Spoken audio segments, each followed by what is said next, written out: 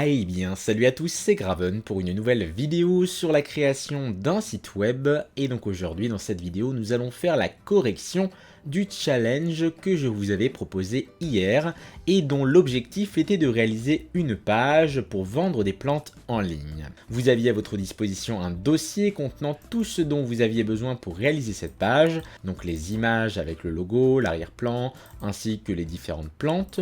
Également une maquette, juste ici, que vous pouviez ouvrir avec le logiciel de votre choix et qui contenait le résultat attendu de cette page. C'est un petit peu la maquette que votre client en temps réel vous donnerait pour vous dire voilà ce que je veux. Cette maquette a été réalisée par un designer français qui s'appelle Babtoufou et que je remercie encore. C'est lui également qui m'a fourni les autres ressources et qui m'a permis de vous proposer ce challenge. On avait également un dernier fichier qui s'appelait README qui contenait des informations complémentaires comme par exemple les polices d'écriture à utiliser ainsi que les couleurs et les icônes dont vous aviez besoin pour faire exactement le même site. Alors techniquement, sur cette maquette, si on fait une première analyse, on peut voir qu'il y a différentes sections, une section un petit peu de présentation, une landing page. Juste en bas, on avait les différents services que proposait cette plateforme, et en bas, c'est plus des catégories avec les différentes plantes que vous pouviez acheter. D'accord ?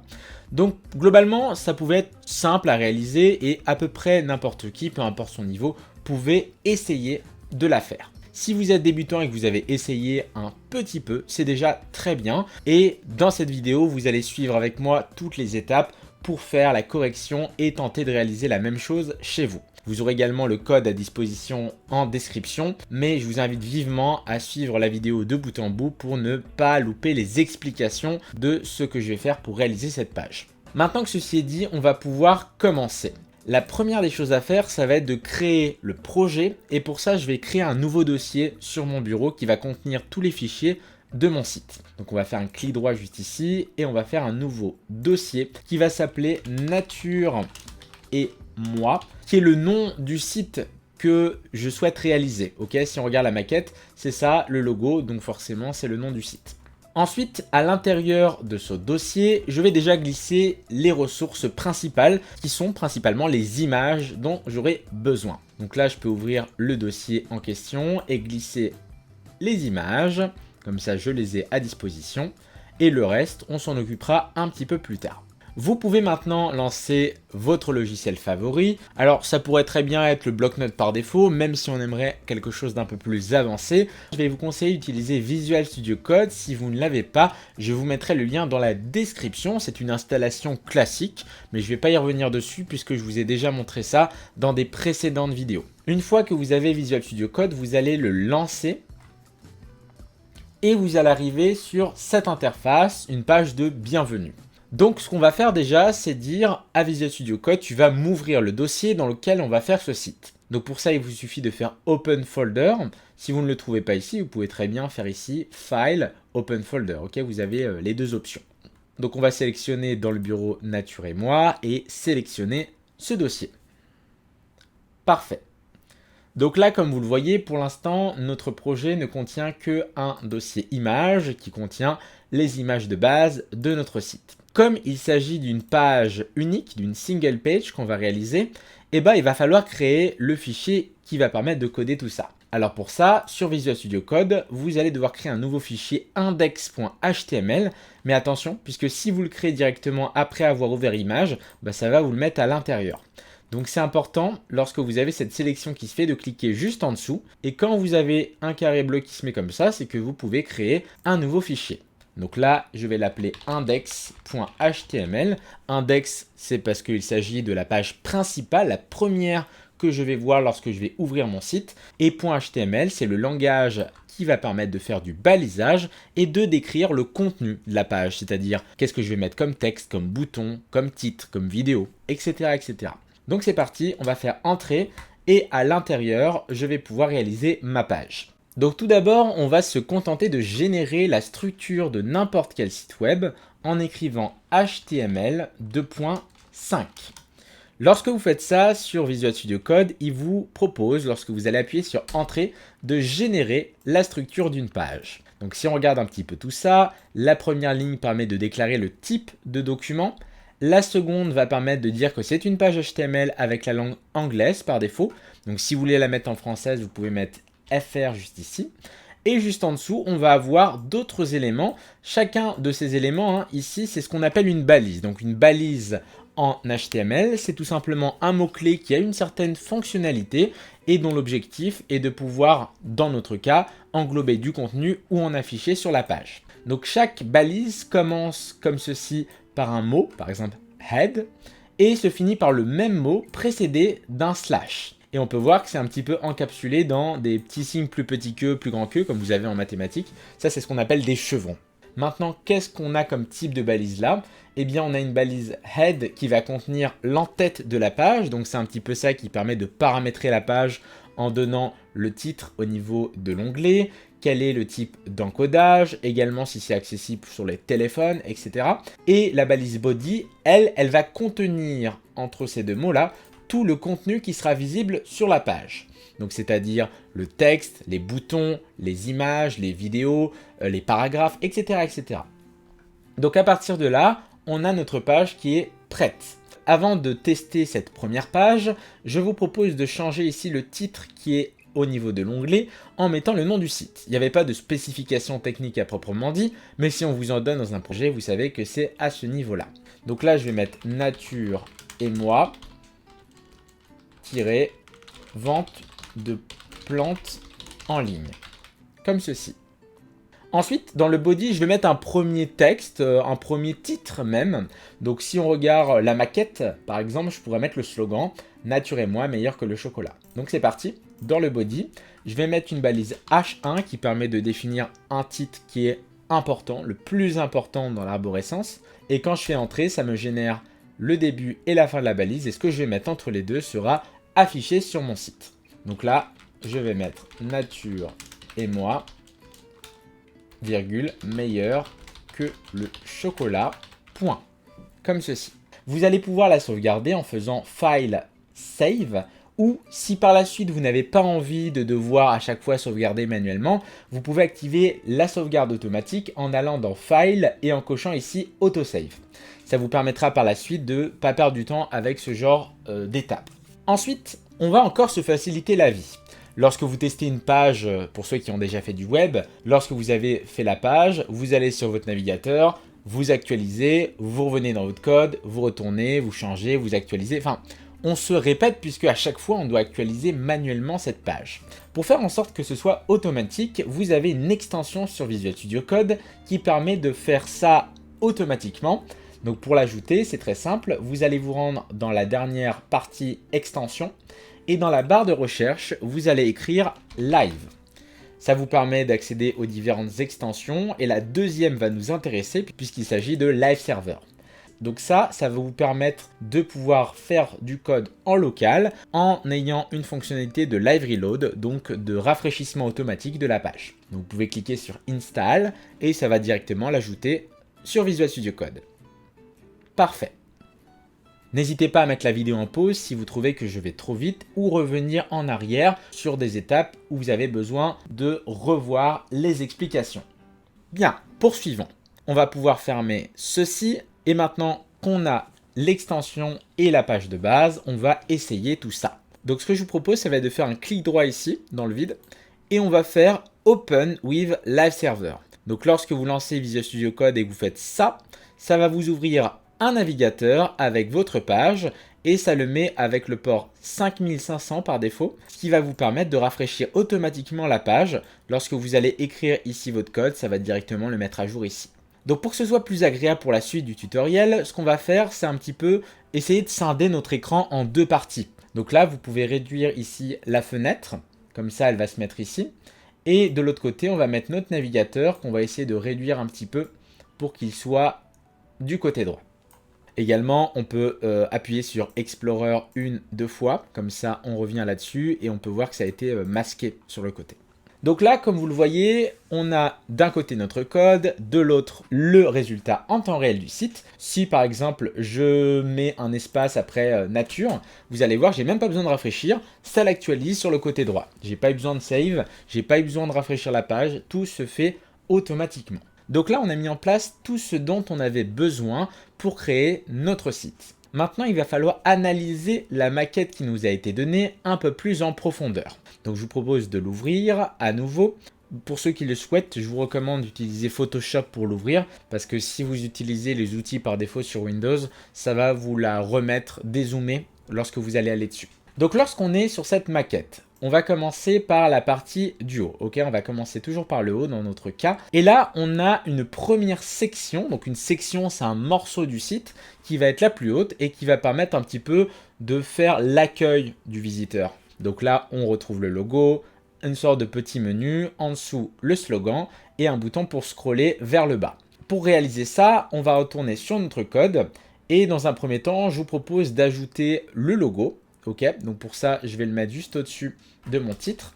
Et pour créer un logo, il faut ajouter une image en écrivant IMG. Donc vous allez appuyer sur Entrée, ça vous génère directement tout ce qu'il faut. Donc là, la balise IMG, c'est une balise qui fonctionne toute seule. Vous avez vu que j'ai pas besoin de faire /IMG. Elle fonctionne tout seul. Et juste à côté, on a deux éléments qu'on appelle des attributs qui vont permettre de personnaliser cette balise en lui donnant des caractéristiques supplémentaires. Donc SRC va permettre de donner la source de l'image que l'on souhaite afficher. Étant donné qu'on l'a rangé dans un sous-dossier image, va falloir dire mon image se trouve dans le dossier image / et là on lui donne le nom qui s'appelle logo.png. Regardez, ça vient de s'actualiser sur la droite. Alors étant donné que le texte est en blanc, pour l'instant on ne le voit pas correctement, mais on va pouvoir changer ça en ajoutant tout à l'heure l'arrière-plan comme sur le site. Très bien, on peut fermer ceci. Et ici, on a un deuxième élément qui s'appelle le Alt. Alors certains ont tendance à ne pas le mettre ou à l'oublier. C'est un élément qui est quand même important pour les personnes malvoyantes ou non-voyantes. Lorsqu'ils utilisent des logiciels pour lire la page que vous allez développer, ils ne vont pas voir les images, c'est normal. Le texte, ils peuvent le décrire, mais les images, on ne sait pas ce qu'il y a. Donc là, vous décrivez simplement qu'est-ce qui est affiché comme image à cet endroit. Donc là, on le dit que c'est le logo du site, comme ceci. Ensuite, on va rajouter un autre élément qui va être le menu de navigation. Donc pour créer un menu, vous allez simplement devoir suivre les étapes suivantes. C'est-à-dire que là, on a notre logo, ici on aura un menu, et ici, dans le menu, on a plusieurs éléments, accueil, nos meilleures ventes, nos plantes. Donc on va mettre ces éléments, on va les lister, sachant qu'au niveau de l'ordre, on a d'abord l'image du logo, et juste à côté, on va avoir notre liste.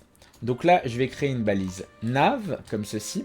Et à l'intérieur, je vais créer 3 puces, puisqu'il y a 3 éléments affichés, 3 onglets. Ok. Donc pour créer ça directement, je vais faire li fois 3. Et j'appuie sur Entrée. Regardez, ça me génère directement les 3 balises. Vous pouvez utiliser ça pour gagner un petit peu de temps sur votre site. Donc là, comme première puce, on va mettre accueil. Ensuite, on va avoir une deuxième qui va être nos meilleures ventes et enfin nos plantes, comme ceci. Alors par défaut, ce seront juste des puces comme ça, mais après on va les transformer en menu quand on s'attaquera à la partie design. Ok.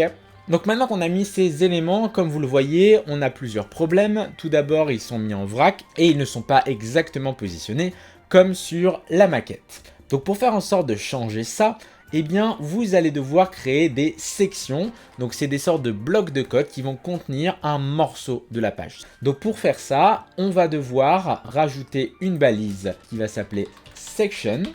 Et on va lui donner un nom précis, une classe qui va permettre de l'identifier et de pouvoir la personnaliser dans le design. Pour ça, vous allez rajouter un point et on va lui donner comme nom top-page, comme ceci.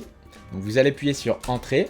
Et tout ce qu'on va mettre dans cette section va être le haut de la page, donc c'est cette première boîte en quelque sorte. Il faut un petit peu imaginer un site comme un ensemble de boîtes qu'on imbrique les unes dans les autres, comme des poupées russes. Donc là, on va mettre à l'intérieur ce qu'on vient de rajouter, vous pouvez le copier-coller à ce niveau-là. Et comme vous le voyez, quand j'ai copié-collé, ça a rajouté un petit espace. Ça, c'est pour la lisibilité, puisque si vous avez toutes vos balises qui sont comme ça, vous ne savez pas quel bloc est intégré dans quelle section. Donc là, je mets comme ça pour dire l'image est à l'intérieur de cette section. De même, la puce accueil à l'intérieur de nav, qui lui-même est à l'intérieur de section. Donc parfait, on a ça. Ça ne change toujours rien, c'est normal, puisque maintenant il va falloir styliser nos composants. Donc ce que vous allez faire, c'est créer un fichier de style à part qui va nous permettre de personnaliser notre page en y ajoutant de la couleur, un arrière-plan, des marges et d'autres choses. Donc on va ouvrir ici l'Explorer et fermer Images et créer juste en dessous un sous-dossier qui va s'appeler CSS, comme ceci. Donc CSS, ça veut dire Cascade Style Sheet, c'est tout simplement un langage de feuille de style qui permet de donner du style à notre HTML. Donc là, à l'intérieur, je vais créer un nouveau fichier qui va s'appeler styles.css et qui va contenir tous les styles de notre page. Vous pouvez faire plusieurs fichiers si vous souhaitez séparer les différentes parties, mais pour faire simple pour ce tuto, je vais en créer un seul qui contiendra tout simplement. Donc on appuie sur Entrée, comme ceci, et là, je vais dire que la section qui porte la classe qu'on a donnée ici, Top Page,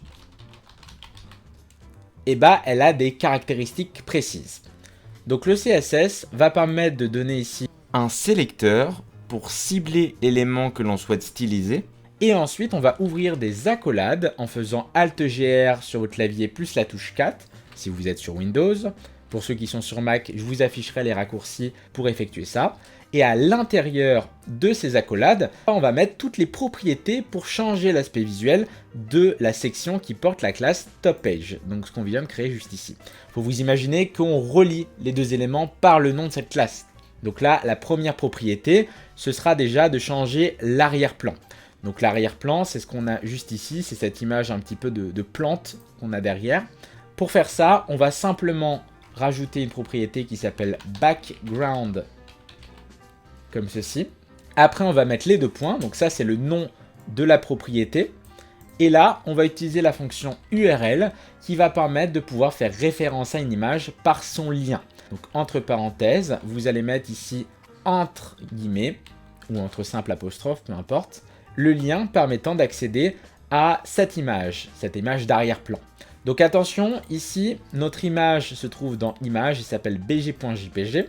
Donc il va falloir dire, depuis ce fichier CSS, comment y accéder. Alors si je dis juste image/bg.jpg, ça va pas marcher, étant donné que dans le dossier CSS, il n'y a pas de dossier image. Donc il faut qu'il sorte du dossier CSS pour entrer dans le dossier image et pouvoir accéder à cet arrière-plan. Donc pour ça, je vais mettre // pour lui dire de revenir un cran en arrière. Voilà, donc là j'ai défini tout ce qu'il fallait. Je rajoute un point virgule à la fin, c'est très important. À la fin de chaque propriété CSS, il faut mettre un point virgule pour dire que c'est la fin. Et là, on est bon. Seulement vous allez me dire, ok Graven, c'est bien beau tout ça, mais là, ça n'a rien actualisé sur l'écran de droite. Et vous avez entièrement raison. C'est simplement dû au fait qu'on n'a pas encore relié le CSS, notre style, à la page HTML. Et pour faire cela, il faut se rendre dans la balise head du HTML et rajouter une nouvelle ligne, une nouvelle instruction qui va être de lier la page HTML au CSS. Pour cela, vous allez faire link:/CSS et vous appuyez sur Entrée. Donc ça crée un lien avec une relation de type stylesheet. Donc stylesheet, c'est une feuille de style. Et href va permettre de dire ici quel est le lien de ce fichier de style. Encore une fois, c'est un lien relatif au fichier qu'on a là, c'est-à-dire qu'il n'a pas trouvé ici un fichier qui s'appelle style.css puisqu'il se trouve à l'intérieur du sous-dossier qu'on a créé ici. Donc là, il faut bien mettre css/styles avec un s.css. Et là, vous voyez que ça s'actualise bien juste ici. Donc ça a bien relié les deux parties. Voilà, donc ça vous retrouvez cette base sur n'importe quel site. Bien évidemment, aujourd'hui, ce sera plus spécifique à ce qu'on va voir, mais je commence avec des notions de base et après, vous pouvez utiliser les timecodes qui sont présents juste aussi au niveau du lecteur pour avancer si vous avez déjà un certain niveau et que vous voulez aller sur la partie qui vous intéresse, tout simplement. Bien, on va pouvoir passer à l'étape suivante, ça va être maintenant de mettre en forme le contenu qu'on a dans cette section. Alors tout d'abord, on va faire un ajustement puisque comme vous le voyez, mon arrière-plan s'est ajouté, mais il y a quand même un espace qui se crée, une sorte de petite marge par défaut. Effectivement, on doit désactiver cette marge lorsqu'on crée la page. Donc vous allez retourner sur le style et je vais mettre un petit sélecteur sur Body, ouvrir les accolades et là, je vais dire que la marge, margin, devra être à 0 pixels en automatique. On n'oublie pas le point virgule. Et là, regardez, ça l'a bien désactivé. Super. Donc pourquoi j'ai mis sur body? Puisque ça traite de l'ensemble de la page. Comme ça s'applique partout. Vous avez également un autre composant, c'est le étoile qui permet de cibler tous les composants de la page. Donc ça, on s'en servira plus tard, vous pouvez déjà le mettre avec le signe Astérix. L'étape suivante, ça va être du coup de changer la dimension de notre logo. Pour cela, dans le HTML, on va déjà essayer de distinguer les deux parties. Donc sur la maquette, vous voyez qu'il y a une partie en haut, c'est un petit peu le header, ok, donc c'est l'élément le plus haut. Après, on va avoir la landing page qui va contenir cette petite phrase avec juste en dessous le scroll qui sera également à l'intérieur. Donc c'est important en fait de visualiser qu'on a un système de boîtes. Donc là, on a le header qui est une première boîte et une deuxième boîte ici qui sera mise sur la gauche. Donc pour faire ça, on va mettre dans section un header comme ceci dans lequel on va ranger notre logo. Tac. Et juste en dessous, on va faire une div qui aura pour nom de classe landing-page, comme ceci. On appuie sur entrée et à nouveau entrée pour mettre les éléments à l'intérieur. Donc la barre de navigation, elle va être dans le header également, on peut la déplacer, mais le petit slogan ici, on va le mettre à l'intérieur de la landing page. Donc là pour l'instant ça ne change rien visuellement, mais au moins on peut spécialiser dans notre code qu'on souhaite modifier telle ou telle partie. Donc pour changer la taille du logo, on va dire tu vas me changer dans section classe header l'image en question. Alors on pourrait très bien aussi donner une classe à ce header, par exemple l'appeler header simplement. Mais c'est un petit peu redondant. Voilà, mettez-le si vous en avez envie. Mais moi, c'est juste pour pas confondre, auquel cas, il y aurait d'autres contraintes. Donc dans le CSS, je vais ici mettre header.header, dire que je cible l'image qui est à l'intérieur de ce header. Et cette image va avoir une largeur, avec la propriété width, de 150 pixels. Comme ceci.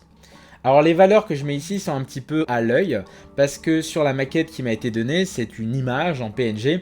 Donc forcément, j'ai pas les détails des valeurs que je dois mettre. Donc les valeurs, c'est-à-dire le nombre exact de pixels ici, en haut, etc. Donc je le fais un petit peu à l'œil, mais si vous utilisez d'autres logiciels qui sont vraiment dédiés au design, vous aurez ces informations complémentaires lorsqu'on va vous donner la maquette. Revenons à nos moutons. Je vais maintenant pouvoir changer la taille de l'arrière-plan. Comme vous le voyez, cette section prend une certaine taille. Donc pour faire ça, c'est très simple. Je vais dire que ma section top page, avec son arrière-plan, va avoir une certaine hauteur qui lui est définie. 8. Donc là, ce sera 80 VH. VH signifie View Height, donc c'est cette hauteur qui nous permet d'avoir une taille conséquente. Puisque par défaut, la section va prendre autant de hauteur qu'il y a d'éléments à l'intérieur. Donc si j'en rajoute pas, bah forcément elle sera minuscule. Ensuite, autre chose importante, on va définir notre image comme une couverture. Donc vous allez mettre background-size et là on va mettre cover et vous allez voir ce que ça va nous donner comme résultat. Regardez, c'est que ça ne va pas répéter l'image au cas où on déforme la page. Donc c'est plutôt intéressant dans ce cas précis. On va maintenant pouvoir s'occuper du menu de navigation pour transformer cette liste à puces en un véritable menu navigable. Et pour ça, je vais essayer un petit peu de partitionner mon CSS pour pas trop me perdre en rajoutant ici un commentaire. Donc vous avez juste à faire CTRL/. Et là, je vais dire que je m'occupe du menu de navigation. Donc le menu de navigation, pour le récupérer, il faudrait peut-être que je lui donne une classe particulière. Donc là, je vais lui donner la classe nav, puisque auquel cas, il y a un autre menu de navigation sur la page, il peut y en avoir plusieurs dans ce cas, et bah ça risque de confondre avec les autres. Donc là, je dis, c'est le nav qui est à la classe nav. Donc dans mon CSS, je mets nav.nav, comme ceci. On ouvre les accolades, et là, je vais mettre ici un type d'affichage en flex qui va me permettre d'avoir ce résultat. Donc en fait, on va utiliser ce qu'on appelle des flexbox. Une flexbox, c'est tout simplement une boîte qui va contenir des items. Et ces items, on peut leur dire de se mettre en colonne, en ligne, en mettre un à droite, un à gauche. On peut les agencer comme on veut. Et également, je vais dire sur le type de liste type, de mettre ça en noun pour enlever les petits points, puisque par défaut, ça met une liste de type puce. Donc là, on dit non, je veux pas des puces qui sont là, tu me les enlèves. Parfait. Donc pour l'instant, on ne voit pas encore totalement résultat, c'est normal, puisque le texte est encore en noir. Pour changer la couleur de ce texte, je vais faire appel à un autre composant. Déjà, on va faire en sorte de modifier ce qui nous intéresse précisément, c'est-à-dire chaque puce qui va comporter cet élément. Donc on pourrait très bien faire ici nav.nav.ly et à l'intérieur de chaque puce, donner les propriétés, par exemple la couleur en blanc. Ok, donc couleur en blanc, ça nous donne ce résultat. Parfait. Pour maintenant faire en sorte que ce menu se positionne juste à droite, eh bien on va devoir faire une autre flexbox qui là va permettre d'agencer les éléments les uns à côté des autres. Donc là on a une première boîte, là on a l'image, faut dire de mettre les deux les uns côte à côte. Je vais maintenant retourner ici sur header.header et dire tu vas m'afficher les éléments dans cette boîte en display flex, pour mettre les flexbox, comme ceci. Et pour faire en sorte que cela se mette bien centré par rapport au logo, on va mettre align items en center, comme ceci. Parfait. Donc jusque là, rien de très compliqué. Si vous voulez voir en quelque sorte à quoi correspond chaque boîte, vous avez le droit de rajouter par exemple un fond d'écran d'une autre couleur assez vive pour voir à quoi ça correspond. Des fois, ça peut aider à résoudre des problèmes. Donc là, je vais mettre par exemple un background color green, comme ceci. Donc là, je vois ça, c'est mon header. Et ici, ma barre de navigation, je vais la mettre en rouge, background color red. Et là, regardez, j'ai ici mon header. Donc si on veut qu'il soit un petit peu plus grand, par exemple pour écarter les éléments, je vais pouvoir faire ici un width pour changer la largeur et faire que, par exemple, ça prenne 400 pixels. Donc là, regardez, la boîte va prendre un peu plus de place. De même, si je veux que cette boîte soit décalée par rapport au logo, je peux très bien faire en sorte de mettre ici un margin-left pour faire une marge juste à gauche de la boîte. Donc là, si je mets par exemple 30 pixels, ça va me mettre plus d'espace. Donc margin, c'est une marge externe et padding, ce sera une marge interne, tout simplement. Je vais maintenant faire en sorte d'espacer un peu plus mes éléments pour avoir le même rendu qu'ici. Donc pour ça, c'est très simple. Il nous suffit simplement de rajouter un justify content en space between, comme ceci. Regardez, les éléments prennent la place nécessaire. Lorsque j'essaye de déformer ma page, on a ce résultat. Donc j'espère que vous avez bien compris cette partie, sachant que même si vous ne voulez pas réaliser exactement le même site, vous avez ces notions que vous pouvez prendre et réutiliser pour un autre projet. Ça fonctionne également. Donc maintenant, je vais pouvoir enlever le background color red et le background color green. Et voilà le résultat par défaut. Très bien. On va rajouter maintenant une marge autour de notre section pour la décaler du bord de la page. En mettant ici padding pour cette fois-ci faire une marge interne. Et je vais mettre 25 pixels. Parfait. Alors maintenant que ceci est fait, on va s'occuper du slogan qui est juste ici. Donc vous allez déjà pouvoir le cibler en lui donnant une classe précise pour après le récupérer dans le CSS. Donc on va retourner sur index.html. Ici, on a notre div class landing page et à l'intérieur, on a notre titre avec une classe qu'on va lui donner qui va être big-title, comme ceci. Donc là, maintenant, dans le CSS, je vais pouvoir mettre sur la classe big-title des propriétés pour déjà changer la couleur, white. Également changer font size, c'est-à-dire la taille du texte, par exemple en mettant 80 pixels. Voilà. Et après, on va faire d'autres agencements pour changer aussi la police d'écriture du texte. Ça, c'est important. Voilà, donc pour l'instant, on a quelque chose comme ça qui prend la taille nécessaire. Seulement, si on regarde la petite maquette, comme vous le voyez, le texte est un petit peu plus décalé par rapport à ça. Donc, il faut lui rajouter une marge supplémentaire. Je vais mettre carrément sur la landing page un peu plus d'espace. Donc là, on peut mettre qu'on va parler de la page de bienvenue. Landing page. Et on va mettre un padding de 20 pixels de hauteur et 50 pixels sur les bords. Voilà, donc là, ça nous donne quelque chose comme ça. Vous voyez, c'est pas trop mal. Donc après, libre à vous d'arranger ça comme vous voulez. Si vous trouvez que c'est pas encore bien organisé, vous avez le droit de déplacer des portions de CSS pour pouvoir faire d'autres catégories encore. Ok ? On va essayer maintenant de changer la police d'écriture de notre site. Donc pour la police d'écriture, dans le README que je vous ai fourni, on avait ici les liens directs vers les pages Google API. Donc par exemple, la police d'écriture générale, c'est Montserrat.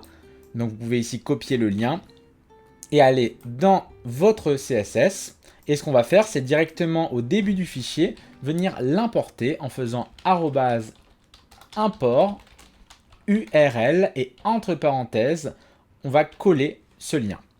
Alors attention, n'oubliez pas le point virgule à la fin, puisque sinon ça ne fonctionnera pas correctement. Donc là, on a fait l'import de la police d'écriture. Maintenant, pour l'appliquer, on va l'appliquer à l'ensemble des éléments. C'est pour ça que j'ai utilisé la petite étoile tout à l'heure. Et je vais mettre ici donc font-family et mettre Montserrat que je viens d'utiliser.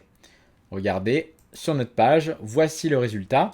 On peut voir que ça a bien tout changé, sauf qu'on avait dit que le titre avait une police qui lui était dédiée. Donc il faut également importer cette deuxième police d'écriture. C'est AbrilFatFace. Je vais la copier ici. On va faire @import URL avec le point virgule et venir coller ceci. Très bien. Et maintenant pour l'appliquer, on va juste dire à notre big title, tu vas me mettre la font family qui s'appelle AbrilFatFace. Comme ceci. Voilà, donc là on peut voir que ça a fonctionné. Si par défaut vous aviez des problèmes avec le téléchargement de cette police d'écriture suivant les navigateurs, vous pouvez définir en rajoutant ici une virgule, une police secondaire qui va être un peu auquel cas la première ne fonctionnerait pas. Donc je vais mettre cursive, comme ça si celle-ci n'est pas reconnue, par exemple si je mets n'importe quoi, elle n'est pas reconnue donc ça met cursive juste ici. Ok, parfait. Donc là, comme vous le voyez, c'est la même police d'écriture qui est sur la maquette, sauf que celle-ci est beaucoup moins grasse en termes d'épaisseur de texte. Donc pour changer ça, on peut faire un font-weight et le mettre par exemple à 100. Si on fait ça, regardez, ça dégrossit un peu le texte. Très bien. Alors il nous reste une dernière étape pour finir cette landing page, ça va être de rajouter, comme sur la maquette, un bouton scroll avec une flèche vers le bas. Et lorsqu'on va cliquer dessus, ça va nous permettre de glisser un peu plus bas dans la page, sans avoir besoin du coup de changer de page, on reste sur la même page, mais on va juste aller d'une section à l'autre avec une petite animation. Donc pour faire ça, on va retourner sur notre code, et dans le HTML, dans la landing page, et en dessous du titre, on va pouvoir ajouter une balise A pour créer un nouveau lien.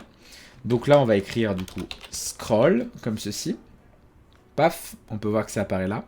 Et juste à côté, on va rajouter une icône pour faire la flèche vers le bas.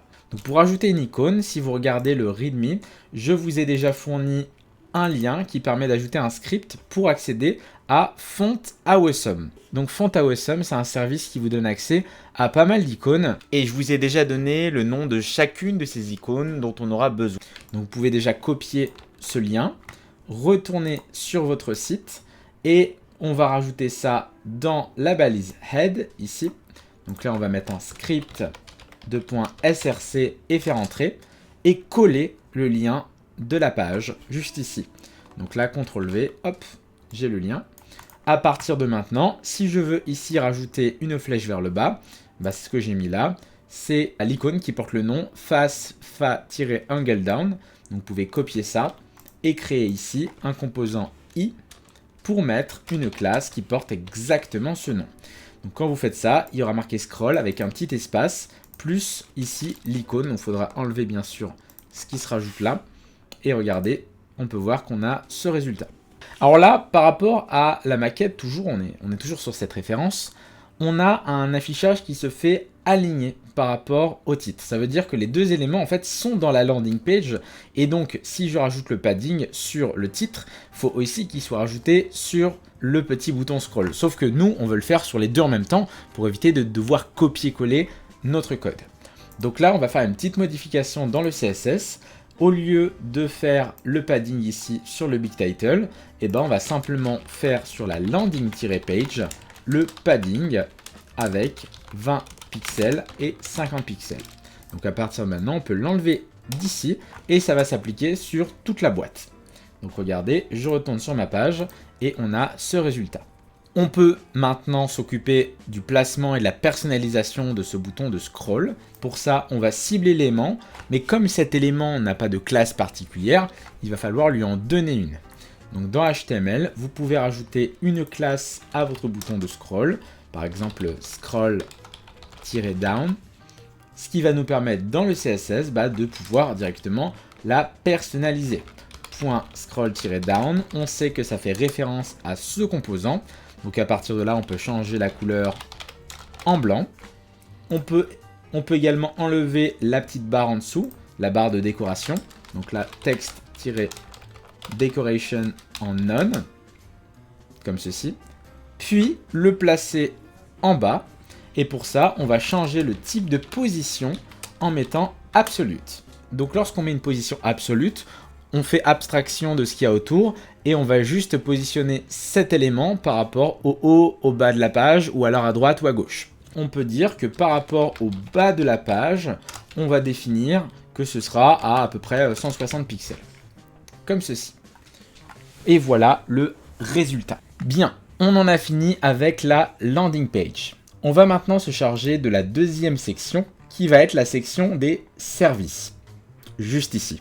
Donc maintenant qu'on a découvert un peu les différentes notions, comme les flexbox, les icônes, cette partie va être relativement facile et rapide à mettre en place. Donc ce que je vous propose pour que l'actualisation se fasse facilement et qu'on n'ait pas besoin de scroller à chaque fois sur la partie qui nous intéresse, ça va être de déjà désactiver cette partie pour travailler uniquement sur la section en question.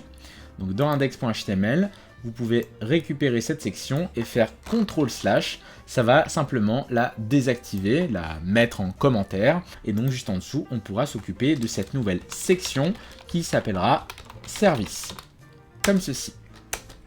Donc à l'intérieur, on va avoir 3 items, donc le premier, le deuxième, le troisième, et chacun de ces items va avoir 2 sous-items qui vont être l'icône et le texte.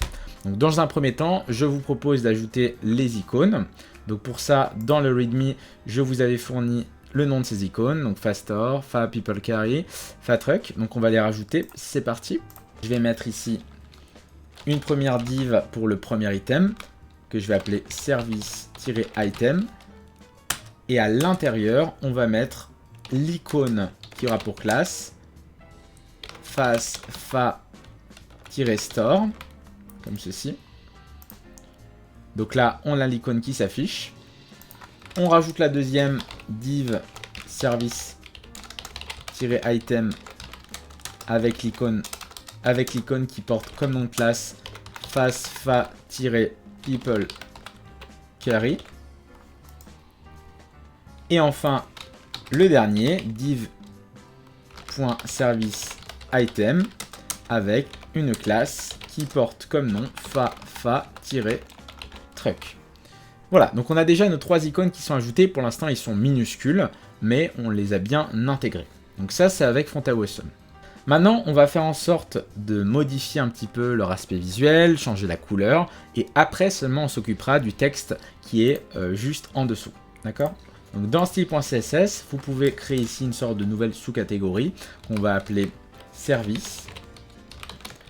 Et on va déjà définir que la catégorie service va être une boîte en flexbox pour que déjà ça les mette en ligne comme ceci.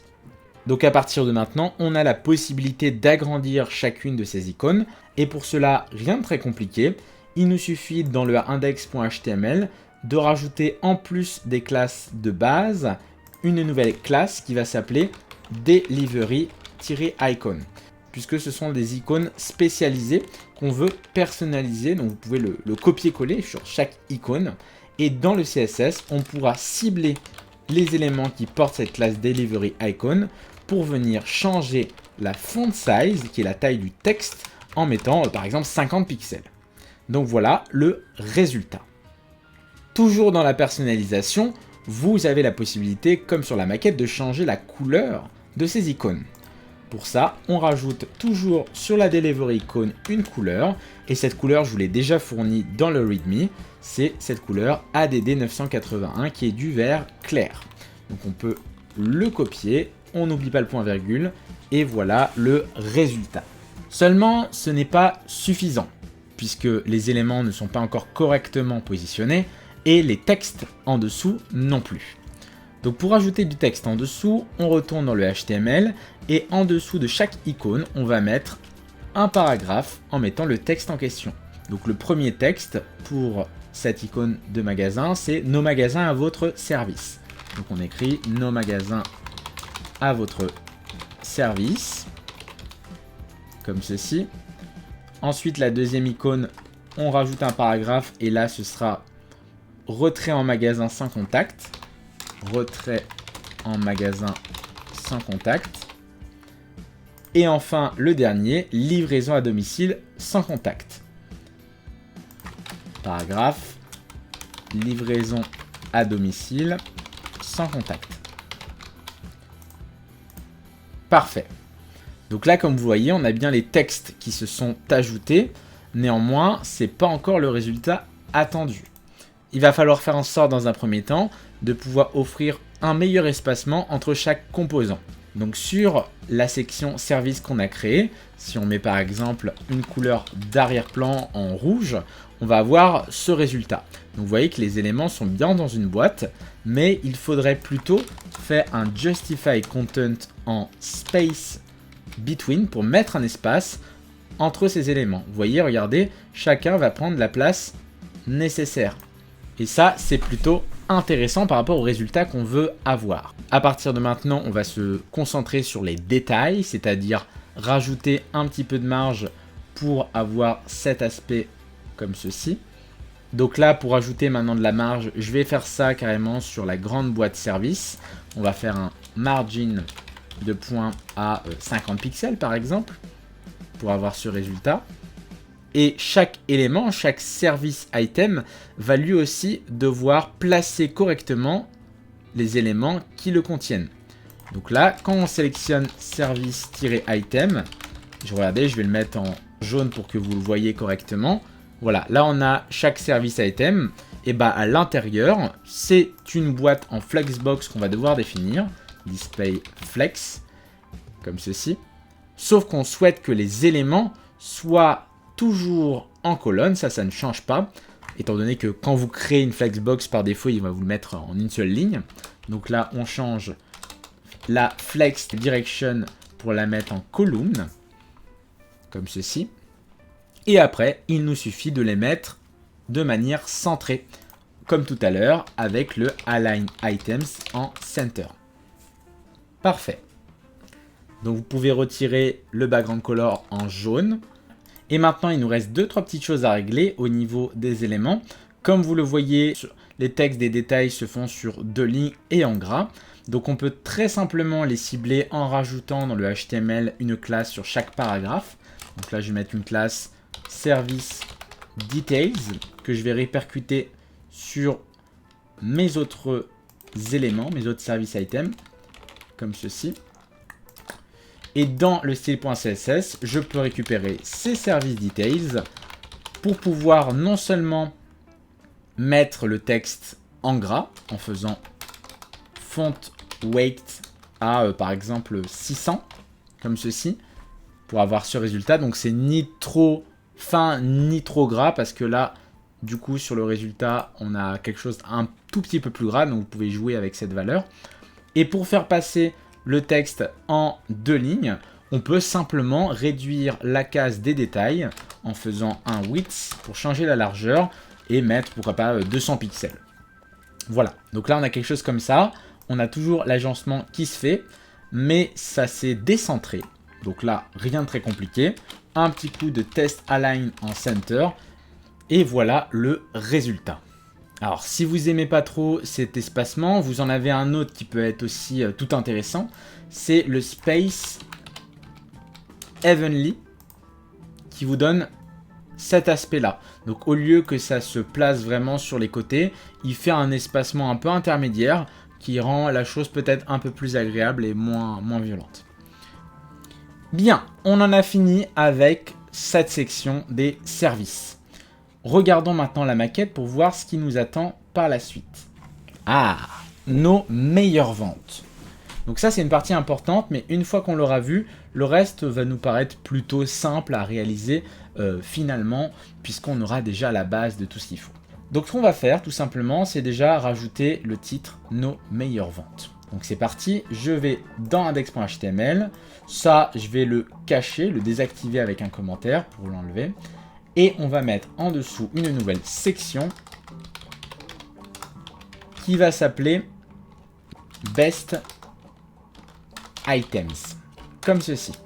Donc à l'intérieur, on va déjà créer du coup notre titre qui va être la H2 et on va lui donner déjà une classe pour le définir.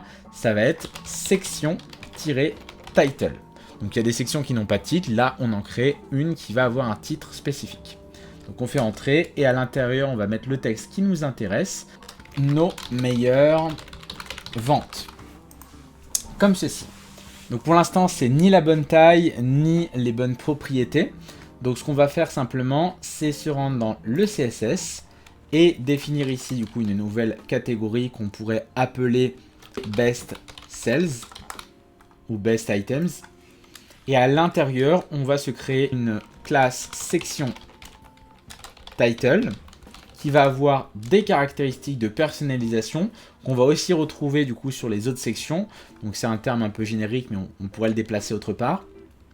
Donc dans un premier temps au niveau de la font size, donc la taille du texte, on va mettre 50 pixels parce que c'est un gros titre quand même.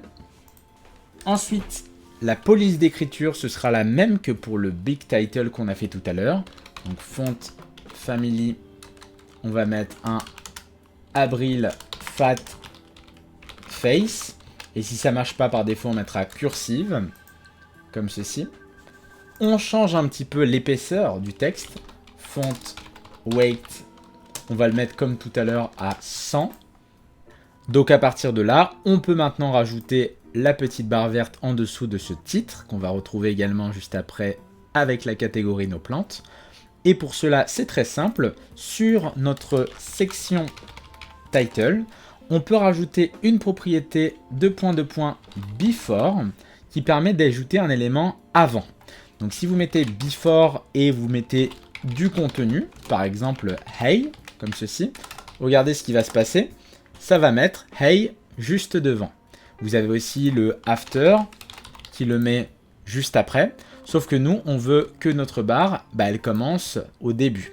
Donc ce qu'on va faire, au lieu de mettre du texte, c'est créer un espace d'une certaine taille en largeur et en hauteur, avec une couleur d'arrière-plan et positionner cet élément. Donc là, vous allez enlever ce qu'il y a dans le hey et mettre ici une position absolue pour que l'élément apparaisse juste au-dessus de cette dernière. On va ensuite définir quelle est la couleur de cette barre. Donc là, background-color, ce sera le vert clair de tout à l'heure qu'on peut réexploiter. Vous pouvez le copier-coller juste ici. Tac. En dessous, on va définir la largeur de cette barre. Donc par exemple 50 pixels. Puis la hauteur de cette barre, par exemple 7 pixels. Et voilà le résultat. Parfait. Donc là, comme vous le voyez, la barre se met juste au-dessus. Ce qu'il faudrait faire pour qu'elle passe en dessous, c'est définir que la section title devient en position relative par rapport aux autres. Comme ça, quand je mets un élément ici en position absolue dans le before, je peux dire, tu vas te mettre juste en dessous en faisant bottom 0. Et là, ça passe comme ceci. Donc ce qu'il faut retenir, c'est que quand vous mettez un élément en position relative, après, à l'intérieur de cet élément, si vous mettez des sous-éléments en absolu, vous pourrez leur dire tu te mets à droite, tu te mets à gauche, en haut ou en bas. Donc c'est ça qui est plutôt pratique. Parfait. Donc maintenant qu'on a ce pattern de titre avec la classe section title, on pourra le répercuter par la suite pour faire la deuxième catégorie. Maintenant, on va se concentrer sur ce qui nous intéresse, c'est les plantes sous forme d'images. Donc on va devoir intégrer 4 images, les unes à côté des autres, et les redimensionner pour qu'elles prennent exactement la bonne taille. Donc vous allez retourner sur votre code et en dessous du titre, on va rajouter une nouvelle div qui portera comme classe best-plants. Comme ceci.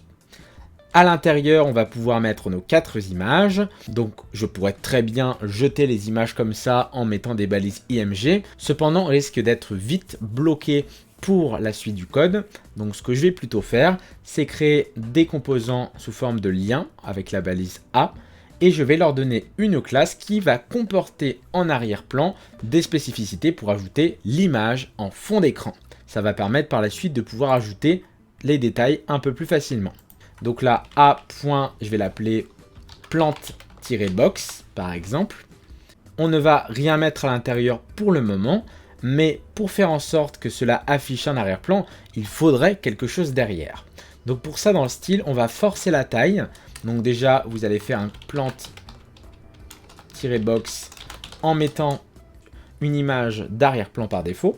Background-image. Je vais mettre comme URL l'image de la première meilleure vente. Donc dans nos meilleures ventes, j'ai un .jpg, comme ceci.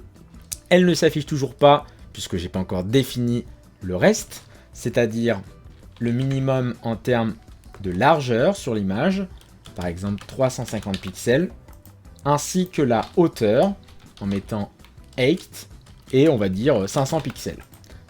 Toujours rien, c'est normal, encore une fois, puisque une fois que vous avez défini ces caractéristiques, il va falloir récupérer best-plants, c'est-à-dire le conteneur qui contient ces plantes, et lui donner également une taille, parce que par défaut, si on fait un background color red, vous allez voir que la boîte ne s'affiche pas, parce qu'elle est trop petite.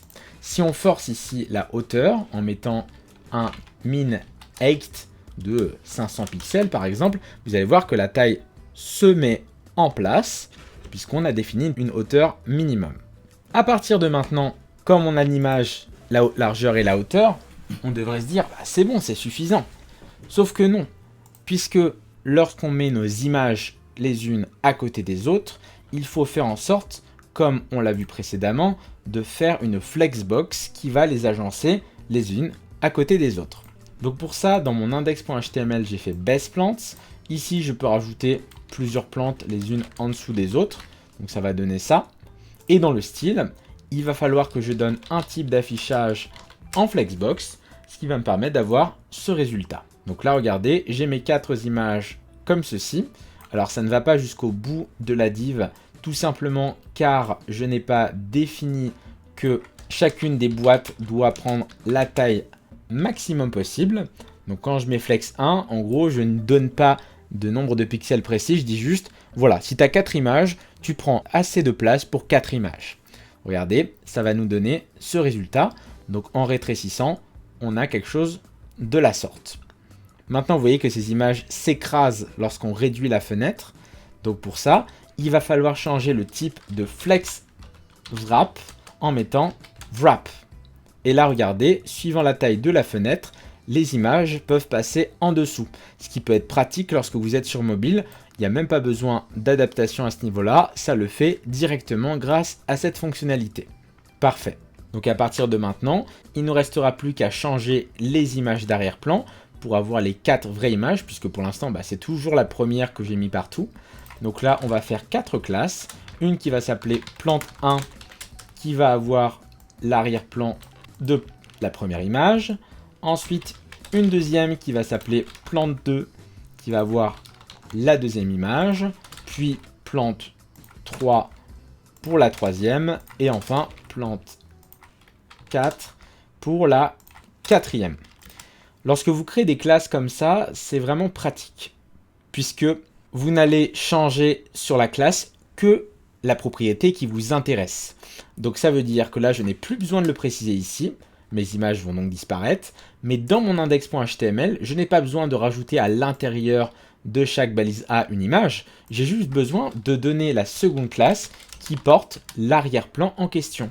Donc là, plante 1 pour la première, plante 2 pour la deuxième, puis on continue avec les autres éléments, plante 3, puis plante 4, comme ceci. Très bien. Donc là, on a toujours un petit problème, c'est que ces images ne sont pas correctement centrées au milieu d'elles-mêmes. Donc là, on a juste, dans le CSS, rajouté une nouvelle propriété background-size en cover, dans un premier temps, puis background-position en center, comme ceci. Donc là, vous voyez que l'image va vraiment se placer au centre de l'écran. C'est quand même plus agréable. Donc là, petit réagencement par rapport à ce qu'on a déjà. On peut voir qu'ici, comme le reste de la page, on a une petite marge à rajouter. Donc là, on va le faire ça sur l'ensemble du composant. Donc carrément sur Best Items. Donc je vais récupérer ici .Best Items pour pouvoir ajouter une marge de 50 pixels. Et vous allez voir ce que ça va donner. Regardez, on a quelque chose de la sorte.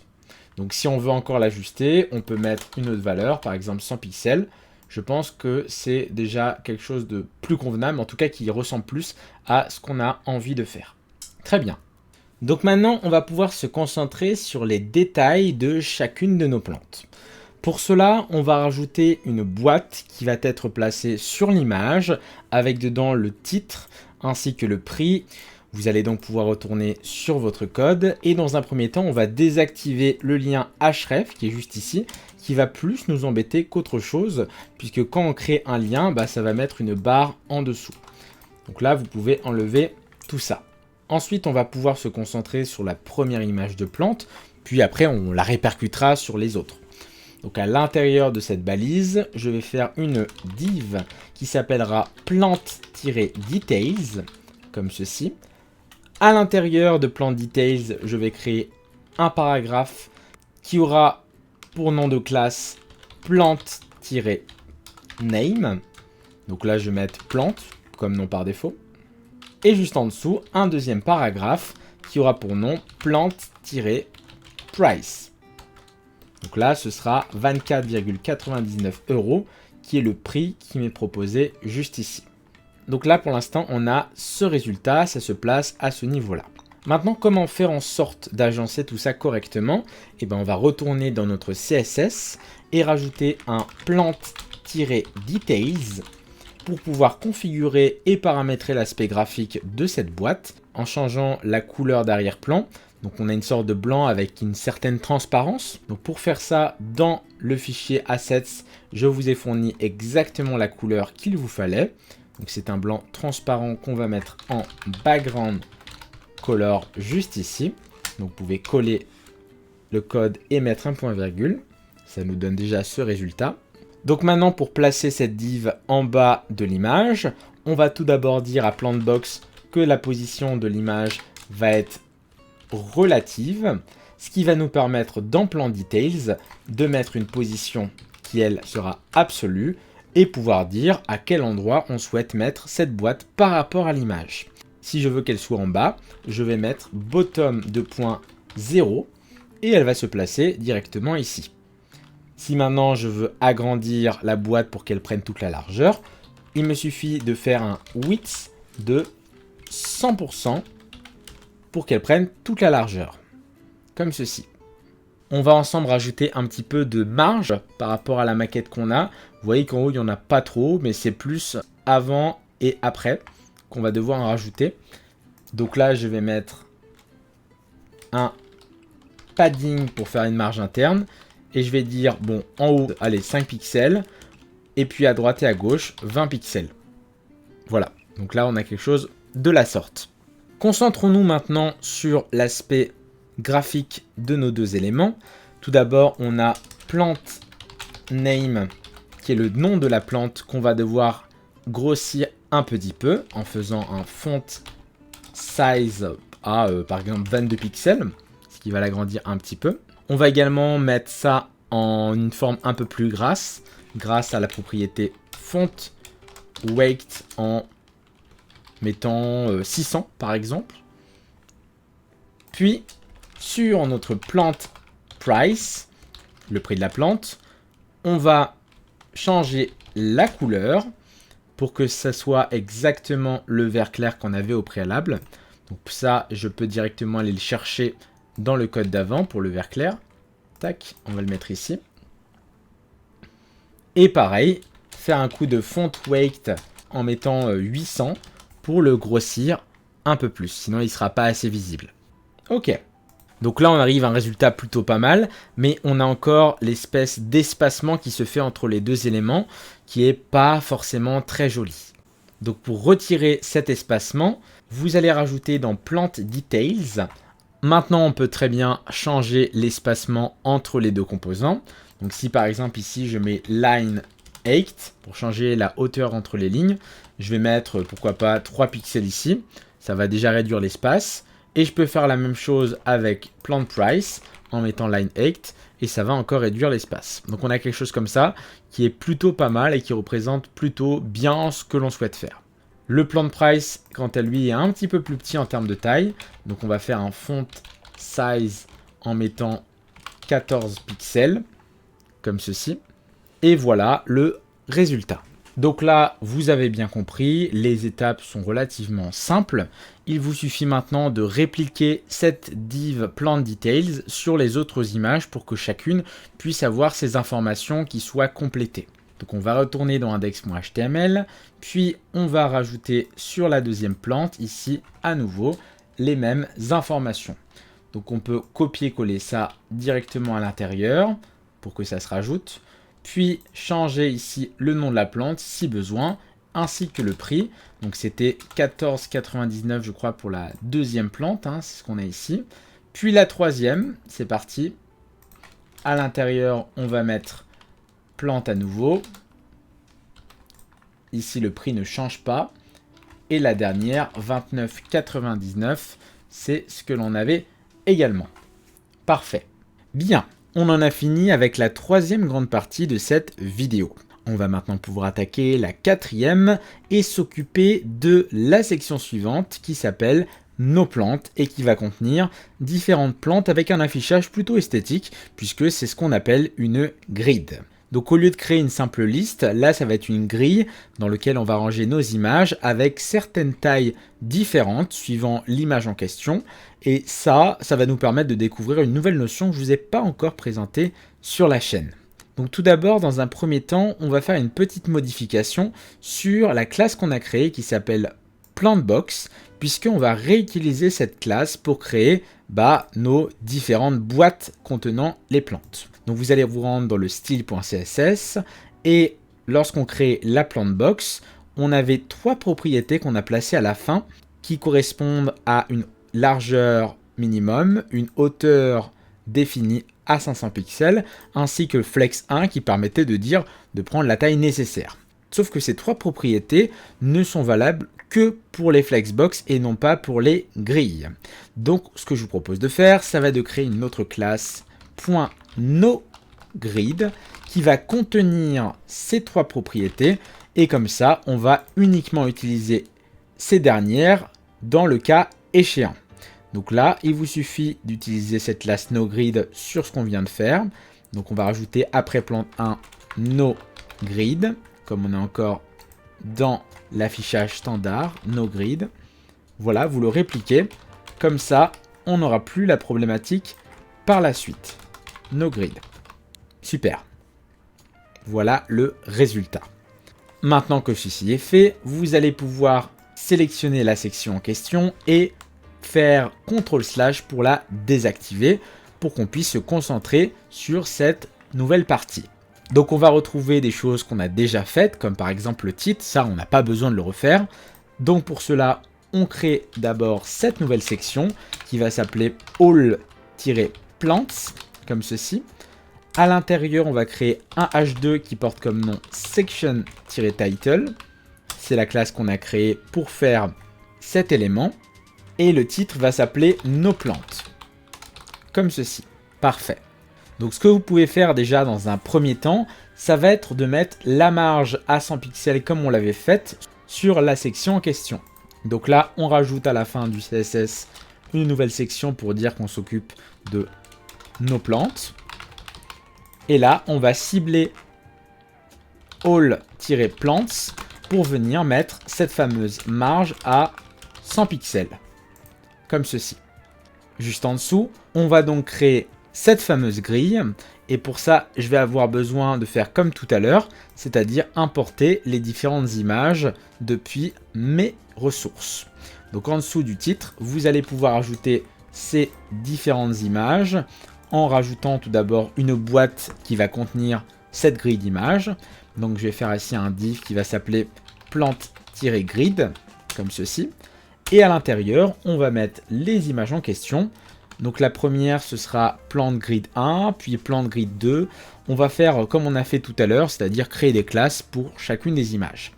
Donc là, je vais faire un a.plante-grid 1, comme ceci. Et on va enlever le href puisqu'il n'y a pas de lien associé. Comme tout à l'heure, vous allez pouvoir ajouter ici un plante-box pour pouvoir utiliser ce composant. Et on va dupliquer ceci autant de fois qu'on a d'images à afficher. Donc on en a 1, 2, 3, 4, 5, 6. Donc je vais dupliquer 6 fois ce composant. Tac, tac, tac. Et on va changer ici plante grid 2, plante grid 3, plante grid 4, plante grid 5 et plante grid 6. Parfait. Je peux maintenant aller dans le style.css et créer différentes classes pour chacune de ces images. Donc là, .plante-grid 1 pour la première image. Je vais la récupérer en faisant background-image depuis l'URL de mes fichiers.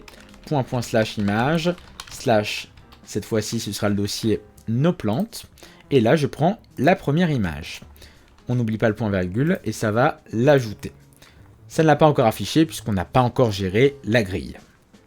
On peut la dupliquer maintenant pour faire la deuxième, plante grid 2, qui fait sa ressource depuis la deuxième image, et ainsi de suite. Plante grid 3 pour la troisième image, plante grid 4 pour la quatrième image, plante grid 5 pour la cinquième image, et enfin plante grid 6 pour la sixième image. Je vous invite à faire pause maintenant si vous avez besoin de plus de temps pour copier-coller ces différentes classes. C'est important de faire ça tranquillement de votre côté. Parfait. Donc maintenant, pour afficher ces éléments, il va falloir dire que ces images appartiennent à une grille. Donc pour ça, rien de très compliqué, puisqu'on vient de créer une classe qui s'appelle plante-grid. Donc je peux ici récupérer cette classe, plante-grid, et lui dire, tu vas m'afficher les éléments à l'intérieur de toi sous la forme d'une grille, comme ceci. Donc là, pour l'instant, ça n'affiche rien en particulier, étant donné qu'on n'a pas donné de taille particulière à cette grille, chose qu'il va falloir faire impérativement, en donnant ici une hauteur minimum grâce à la propriété min-height. Ah, pourquoi pas 150 view-height, pour avoir un peu d'espace, regardez, tac. Et ensuite, ces images, je vais pouvoir les découper en plusieurs lignes et en plusieurs colonnes. Donc on va imaginer que pour faire quelque chose de la sorte, on fasse 4 colonnes et 4 lignes, d'accord? Donc pour réaliser ça, c'est très simple. Vous allez ici mettre grid-template columns et répéter qu'on souhaite 4 colonnes avec un argument supplémentaire 1fr, juste ici. Ça nous donne quelque chose comme ça. Puis, pour ce qui est des lignes, pareil, grid template rows, repeat, toujours sur 4 lignes. Et là, on va mettre la taille qu'on souhaite, 400 pixels. Et voilà. Donc là, vous avez quelque chose de la sorte qui vous permet déjà de définir un peu ce que vous voulez. Étant donné qu'il y a 6 images et que on a dit qu'il y avait 4 lignes et 4 colonnes, bah forcément, ça se met comme ceci. Il y en a 4 sur la première ligne et les 2 restantes juste en dessous. Mais si on réajuste, on a encore un problème, c'est que pour l'instant c'est pas du tout ce qu'on veut, et même au niveau des tailles, on a la première image qui devrait être déjà plus grande que les autres. Alors comment agencer ça? Eh bien c'est là où on va jouer avec les propriétés de chaque élément, et c'est pour ça que j'ai fait une classe pour chaque image, au lieu de faire une image un peu en vrac. Donc on va commencer par la première, plan de grid 1. Vous allez mettre ici un grid-column et dire qu'elle se place à 1 sur 3. Donc vous voyez que ça a bien pris la taille qu'on a définie. Si par exemple je mets ici 2 sur 3, eh ben, elle va se mettre à la deuxième position. Après 3 sur 3, elle va se mettre ici. Et 1 sur 3, elle se positionne ici. Sachant que quand vous allez changer cette position, ça va forcément réagencer le reste. Ensuite, sur la ligne grid row, je vais faire la même chose. 1 sur 3. Donc là, regardez, ça va prendre cette taille. Alors vous allez me dire, mais à quoi ça va nous servir? Eh bien, ce qui est pratique, c'est que comme cette taille qu'on a définie est ici, juste à côté, je vais pouvoir prendre les deux autres images et les mettre les unes en dessous des autres en leur donnant simplement les mêmes dimensions, les mêmes caractéristiques de colonne. Donc là, plan de grid 2 et plan de grid 3 vont chacun être positionnés à 3 sur 5 par rapport à l'image. Donc grid column 3 sur 5. Regardez ce que ça donne. Là, j'ai cette image-là. Et pareil pour plan de grid 3. 3 sur 5. Donc là, j'ai placé ma première image qui prend un tiers. Et ici, 3 sur 5 et 3 sur 5. Si j'agence ça différemment, par exemple, si je mets 4 sur 5 ici et 4 sur 5 là, vous allez voir que ça va se positionner différemment par rapport à la grille, puisque je peux subdiviser encore les colonnes que j'ai créées. C'est pour ça que j'ai mis sur 5 et pas sur 4, par exemple. Donc on va remettre 3 pour avoir le résultat attendu. Et enfin, pour les 3 images restantes, on va faire qu'elles prennent la taille maximum, sauf la deuxième, qui va être un petit peu plus grande. Plan de grid 4 va être sur la première colonne, grid column 1, comme ceci. Ensuite, plan de grid 5, c'est elle qui va être plus grande. On va dire qu'elle va prendre 2 espaces sur 4. Grid column 2 sur les 4. Donc ça donne quelque chose comme ça. Et au niveau de la ligne, grid row 3 sur 5 également, pour qu'elle s'agence suivant la même taille. Regardez, là j'ai laissé par défaut. Là on a pris 3 sur les 5. Donc ça nous donne quelque chose de plus grand. Donc ça, je peux également le reproduire sur la grid 4, parce que je ne l'avais pas mis. Grid row 3 sur 5. Voilà, ça me donne quelque chose comme ça. Et enfin la dernière, grid column 4, pour qu'elle soit positionnée à la fin. Et pour la taille de la ligne, grid row 3 sur 5. Parfait. On peut voir que c'est bien agencé. Pour voir si le résultat correspond à la maquette, je vous propose d'agrandir la fenêtre. Et regardez, c'est exactement comme ce qui était attendu. Parfait. Plutôt pratique. On peut maintenant rajouter les petites plant details, comme tout à l'heure. Donc là, dans le index.html, vous allez pouvoir ajouter sur chaque plante une div avec la classe plant details. Et à l'intérieur, un paragraphe plant name avec le nom de la plante et un paragraphe plant-price avec le prix en question. Par exemple, ici, c'est 17,99 pour celle-ci. 17,99 €. Ensuite, je copie ça pour la deuxième plante. Là, c'est 9,99 €. C'est une plante un petit peu plus petite. 9,99 €. 9,99 €. La plante 3, c'est 44,99 €. La plante 4, là, elle coûte 39,99 €. Puis la 5, 17,99 € à nouveau. Puis, pour finir, la 6, 24,99 €. Parfait. Donc vous voyez, une fois qu'on a créé un pattern de titre, de détails et tout, on peut s'en servir sur l'ensemble de la page. On n'est pas obligé de repartir de zéro. C'est ça qui est plutôt pratique. Donc je retourne sur mon site et là, regardez, comme vous le voyez, les à propos ont pris la taille qui était nécessaire. Donc ça fonctionne parfaitement. Je peux redimensionner ça comme tout à l'heure et on retrouve le projet attendu. Parfait. Parfait, on en a fini avec cette partie. Parfait. Donc il nous reste une dernière étape pour finir notre site, ça va être de rajouter le pied de page qu'on retrouve juste ici. Donc il est composé ici d'un copyright et des conditions générales de vente du site. Ces deux éléments sont obligatoires sur n'importe quel site, sauf si vous n'avez pas de choses à vendre, ce sera des conditions générales d'utilisation, aussi appelées CGU. Donc là, on va mettre ces deux éléments dans une section qui va s'appeler footer, ou alors on peut directement mettre la balise footer à la fin de la page. Donc dans cette balise footer, on va mettre un premier paragraphe qui portera comme nom copyright. Donc là, je vais mettre copyright 2020 Nature et moi. Donc pour faire le signe copyright, on fait l'esperluette, c'est-à-dire le signe et commercial. Et vous écrivez copy, point virgule. On va ensuite mettre l'année 2020, un petit tiret, et mettre nature et moi. Alors normalement on rajoute aussi tout droit réservé, mais comme ça n'a pas été mis sur la maquette, je ne vais pas le rajouter dans le cas de ce challenge. Ensuite, juste en dessous, je vais mettre cette fois-ci un lien qui va s'appeler CGV pour conditions générales de vente. Et là, ce lien va potentiellement amener vers une autre partie du site qu'on pourra mettre en lien juste ici. Et là, on mettra conditions générales de vente. Parfait. Donc à partir de là, je peux réagencer les éléments comme je veux. Donc là, dans mon style.css, je vais mettre la section pied de page, qu'on appelle également le footer. Et ce footer va avoir à l'intérieur de lui différents aspects graphiques.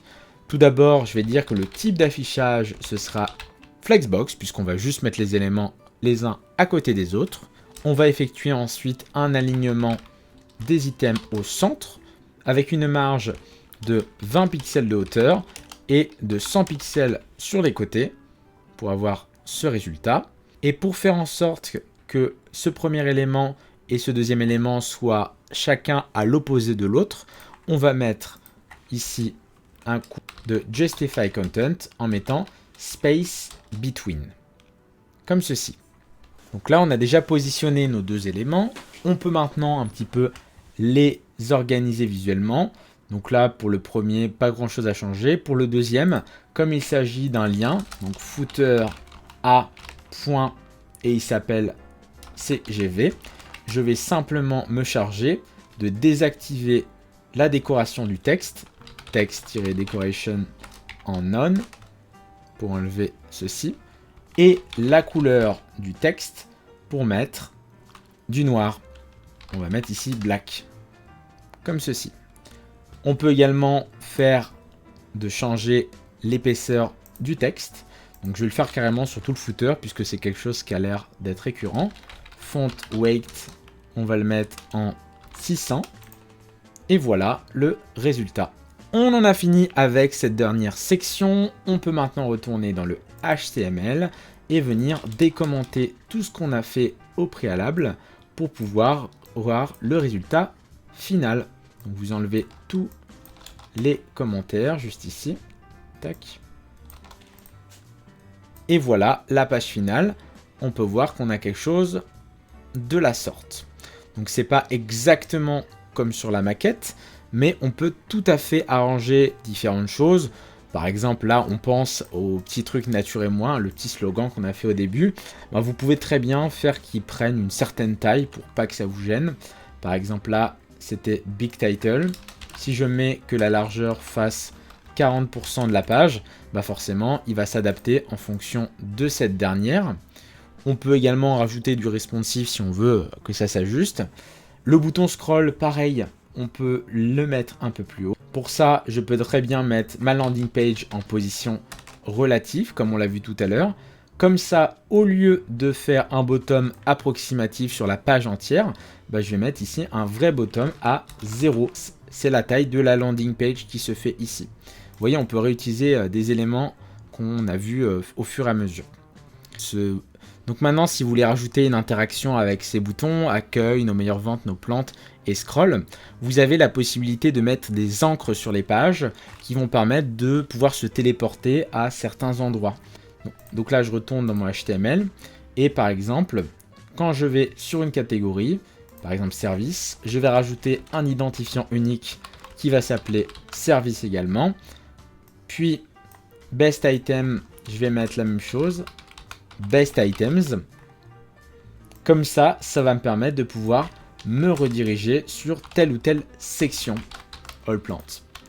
Lorsque je vais cliquer sur ce bouton scroll down, j'ai ici un href qui est vide. Par exemple, si je veux qu'il redirige vers les services, je vais faire hashtag service. Comme ceci. Donc là, on essaye, j'appuie sur scroll. Et là, regardez, ça va directement se téléporter vers la catégorie des services. Pareil pour les boutons accueil, nos meilleures ventes et nos plantes. Ici, je peux mettre un lien, comme ceci, pour que accueil redirige vers la page en question, donc index.html. Pareil pour nos meilleures ventes, je peux très bien copier le texte, mettre un lien qui va rediriger vers best items, comme ceci. Pareil pour nos plantes, un lien qui redirige vers all-plants. Et comme ça, lorsque je vais cliquer sur ces liens, ça va directement me rediriger vers la section en question. Donc forcément, c'est pas très esthétique ici puisque on a fait la modification de la puce carrément sur l'élément en question. Et donc là, au lieu de faire ça, j'aurais pu la mettre sur la balise A. Donc là, pour avoir ça en blanc. Et désactiver la décoration textuelle en enlevant la barre en dessous, décoration none, juste ici. Et là, si je clique, on a quelque chose de la sorte. Alors il y a aussi une petite chose qui peut être intéressante à rajouter pour avoir cet effet comme quoi ça scroll de manière un peu smoothie. C'est de rajouter sur la page HTML scroll behavior en smooth. Quand vous faites ça, vous n'avez pas besoin d'utiliser une bibliothèque JavaScript en plus pour faire cette animation. Ça vous permet de le faire différemment. Quand vous allez vous déplacer sur la page, ça va se faire de manière fluide. Regardez, j'appuie sur nos meilleures ventes et ça descend de manière fluide. Pareil sur nos plantes, regardez, à chaque fois ça descend. Plutôt pratique. Donc voilà un petit peu ce que je voulais vous montrer aujourd'hui. En tout cas, j'espère avoir bien expliqué comment réaliser ce site de A à Z. Si vous avez des questions, besoin d'aide, n'hésitez pas à venir sur mon Discord, il sera en description. Je remercie encore Baptoufou qui m'a aidé à réaliser ce projet de site web. Et pour les autres, j'espère que la vidéo vous a plu. N'hésitez pas à vous abonner en activant la cloche des notifications, à mettre un j'aime si le cœur vous en dit, et si le format vous plaît, n'hésitez pas à mettre un commentaire, et puis j'en referai sûrement sur la chaîne. Allez, sur ce, c'était Graven, ciao à tous, et à la prochaine. Hey, hey.